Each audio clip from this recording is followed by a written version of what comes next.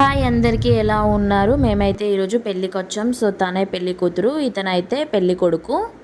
Hi hi బోలో. So వాళ్ళైతే మా అత్తమ్మ వాళ్ళ కొడుకు కోడలు. సో వాళ్ళదైతే లవ్ మ్యారేజ్. సో అందుకే టెంపుల్లో సింపుల్గా చేశారు. సో అదే టెంపుల్ అయితే చాలా అంటే చాలా బాగుంటుంది. సో వీళ్ళైతే పెళ్లికి ముందు స్టిల్స్ అయితే దిగుతున్నారు.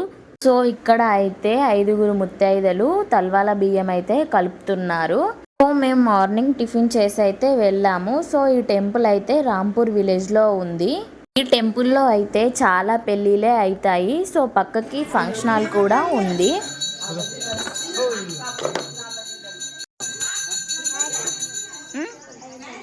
పెళ్ళికి సో మా అక్క వాళ్ళ పాప ఎక్కడికి వచ్చావంటే పెళ్ళికి వచ్చినా అని అంటుంది. సో ఇదే టెంపుల్. అందరైతే ఎవరి పనిలో వాళ్ళు బిజీగా ఉన్నారు. పెళ్ళైతే స్టార్ట్ అయింది.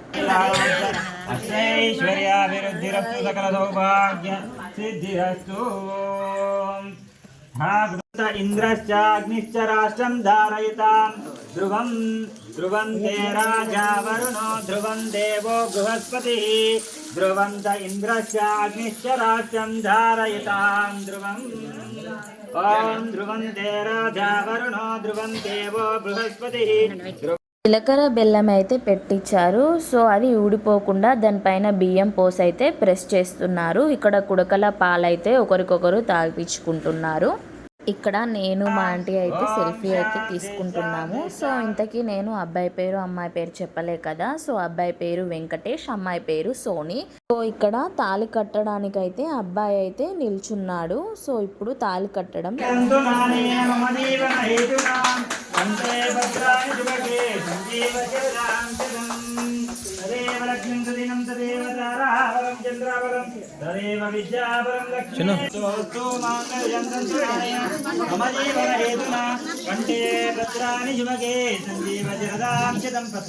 సో మొత్తానికైతే తాళైతే కట్టేశాడు.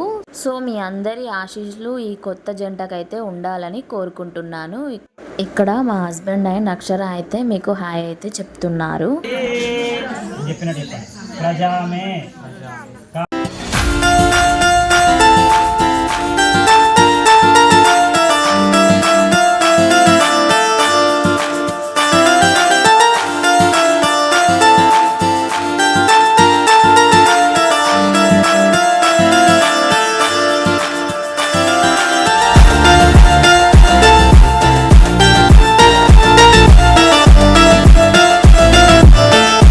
సో ఇదే ఆ టెంపుల్, చాలా బాగుంది కదా. సో మొత్తానికైతే పెళ్ళి అయితే సక్సెస్ఫుల్గా కంప్లీట్ అయిపోయింది. సో నెక్స్ట్ స్టెప్ ఏంటంటే తినడం.